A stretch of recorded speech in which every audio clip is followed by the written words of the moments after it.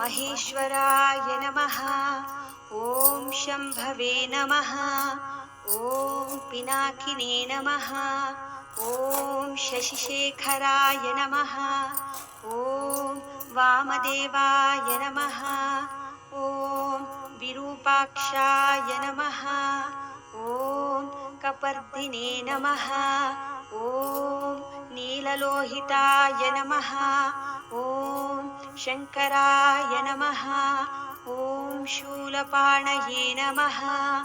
ॐ खट्वाङ्गिने नमः।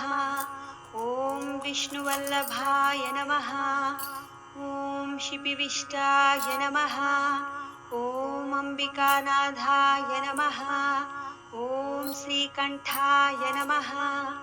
ॐ भक्तवत्सलाय नमः। ॐ भवाय नमः। ॐ शर्वाय नमः। ॐ त्रिलोकेशाय नमः। ॐ शितिकण्ठाय नमः। ॐ शिवप्रियाय नमः। ॐ उग्राय नमः। ॐ कपालिने नमः। ॐ कौमारये नमः। ॐ अन्धकासुरसूदनाय नमः। ॐ गङ्गाधराय नमः। ॐ ललाटाक्षाय नमः। ॐ कालकालाय नमः। ॐ कृपानिधये नमः। ॐ भीमाय नमः।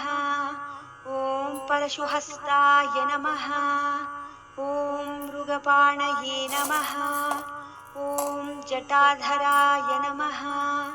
ॐ कैलासवासिने नमः। ॐ कवचिने नमः।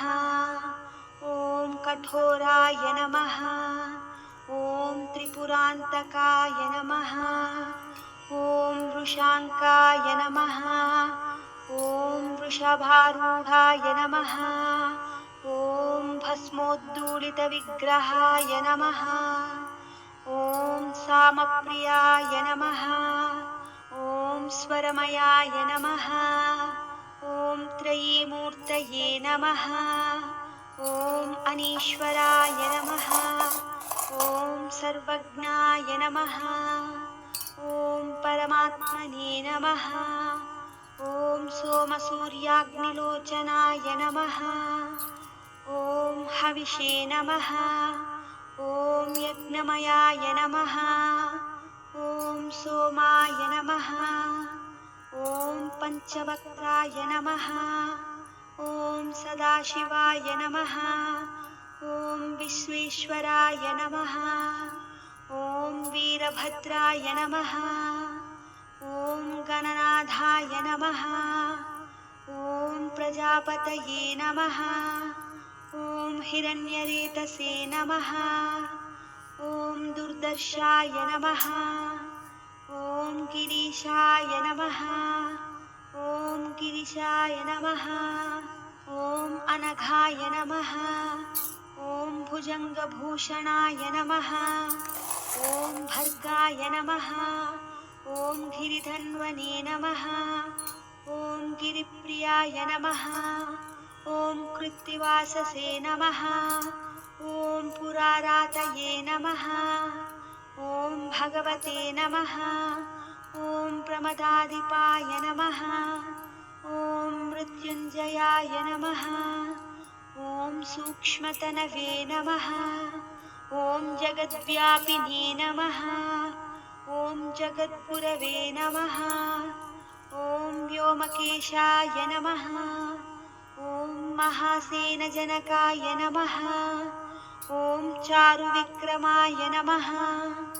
ॐ रुद्राय नमः। ॐ भूतपतये नमः। ॐ स्थानवे नमः। ॐ महिर्भुज्ञाय नमः। ॐ दिगम्बराय नमः। ॐ अष्टमूर्तये नमः।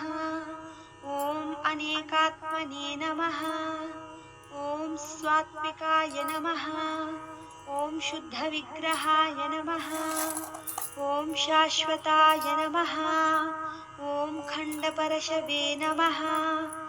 ॐ अजाय नमः।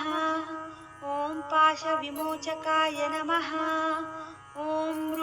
नमः ॐ पशुपतये नमः ॐ देवाय नमः ॐ महादेवाय नमः ॐ अव्ययाय नमः ॐ हरये नमः ॐ पूषदन्तभिदे नमः ॐ अव्यग्राय नमः ॐ दक्षाध्वरहराय नमः ॐ हराय नमः ॐ भगनेत्रभिदे नमः ॐ अव्यक्ताय नमः ॐ सहस्राक्षाय नमः ॐ सहस्रपादे नमः ॐ अपवर्गप्रदाय नमः ॐ अनन्ताय नमः ॐ तारकाय नमः ॐ परमेश्वराय नमः इति श्रीशिवाष्टोत्तरशतनामावळि